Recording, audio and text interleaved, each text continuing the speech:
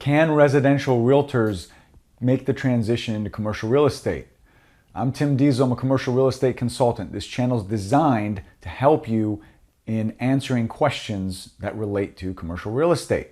So, a question I received recently is from a few residential realtors, and they had a question about how do we make the transition? Can we make the transition? What's possible?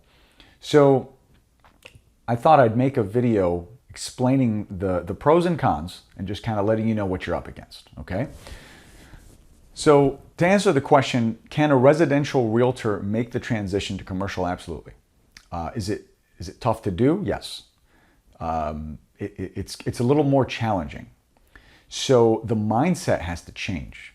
See, when you're selling a house, you're working with first-time home buyers, someone moving, maybe upgrading, a family. Now, when you're selling a commercial building, that's a little bit different, right? There is no first-time home buyer. There's owner-user, but there's more business owners, more investors. So the clients in your database are going to change a little bit. They're not necessarily going to change out, but you're going to be asking them different questions.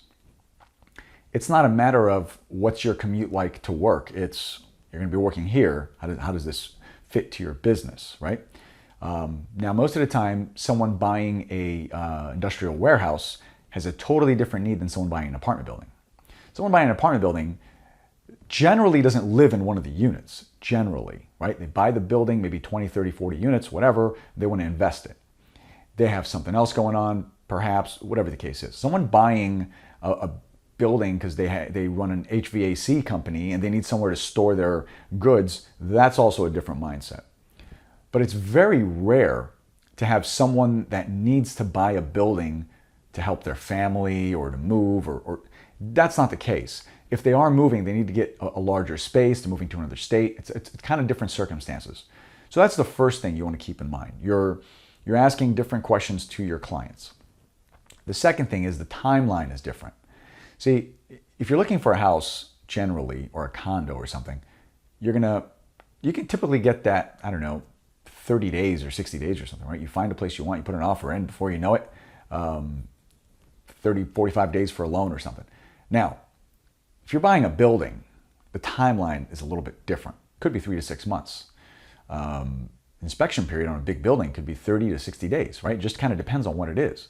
Now, if you're financing, I haven't really seen a 30-day close. Not to say that's not possible. It's just not likely. So it's improbable to happen.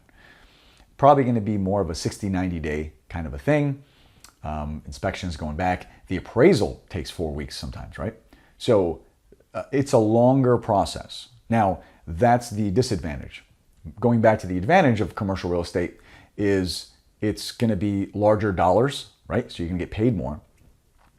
Whereas on a residential deal, the mindset is also, if you think about it logically, someone buying a house today, a year later or 2 years later, most likely they're not going to pick up and move. They're not going to buy another house unless they're an investor and they're buying a bunch of single family homes. I could see that happening. But an investor buying a building, if they're a true investor and they make a lot of money on it, well, they might buy something else. They might expand their portfolio, right? It's all about the return. The value of the building is only worth the cash that it's producing. And that's really the bottom line. Whereas in a residential world, what's your neighbor selling their house for? That's kind of the mentality. It's kind of the conversation. Well, houses in the neighborhood sell for this much.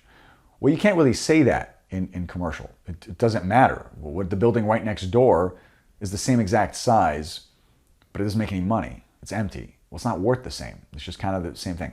So can you make the transition? Yes. You definitely have to, you can't, I don't want to say you can't. It's very difficult to do both. Very, very difficult to do both, because you're going to be selling a warehouse and now you're driving over to show a condo. Your clientele, your customers are going to be all over the place. So you definitely want to get some help, get a team, get someone who can make your life easier. But just don't do it overnight. Just kind of, take your time and get there. So You just have to change the mentality and the structure of your deals and your questions. So I hope that was helpful. If you guys have any more questions, definitely let me know. Subscribe if you want to get more cool stuff. That's also a good thing. And I hope I'll see you guys soon.